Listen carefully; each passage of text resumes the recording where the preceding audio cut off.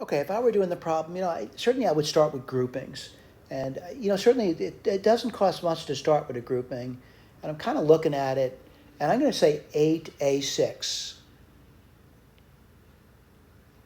And what would you be left off with? Well, that would give you 2A. That's not so bad, right?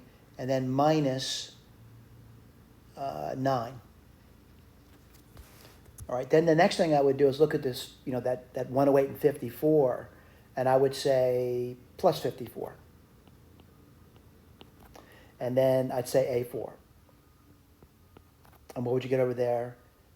2A, right? Because 2A times 54 is 108. I get A5. And then I get, let's see, minus 1. Well, I got a problem now. And I'm not saying it's a big problem, but I noticed that that's just simply not going to, I don't see any common factors other than, some simple ones like, numbers and single variable like an A. So I'm going to say, you know what, that probably is not going to be too productive to continue with that. So I'd erase this, and I want to rethink it, right? So what I'm going to rethink is, instead of doing a grouping, I'm going to look at all 4 terms, and I'm going to just factor out a GCF in those 4 terms. And the first thing I noticed about this over here is, looking at it, there's definitely a 2 involved, right? And there's definitely an A4 involved. And by the way, this could also be a dead end. I'm just looking around for things to do. I will say this, though, GCFs are generally the simplest things to look for. Now, do they always lead to something nice? I don't know. Let's find out what it leads to. What do you get over there? 8A cubed. Let's see. Then what do you get? Minus 36A squared plus, let's see what you get there, 54A.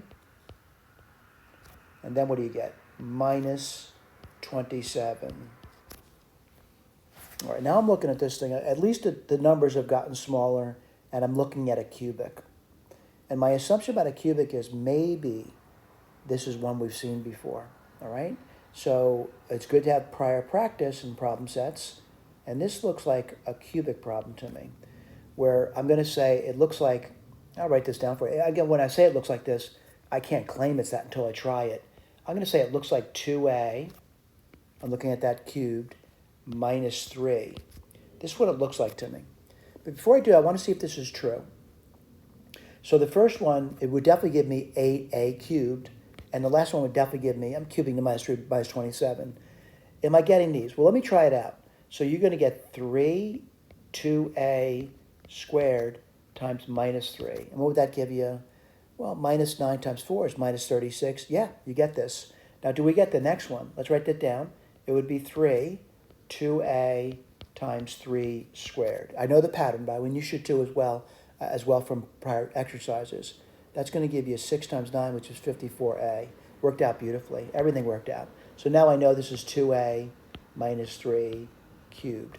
Let's look at the key. And by looking at a key, you want to verify that what's written here is what they have written down. I'm seeing the 2A4, and I'm seeing the 2A minus 3 cubed. All right? Thank you.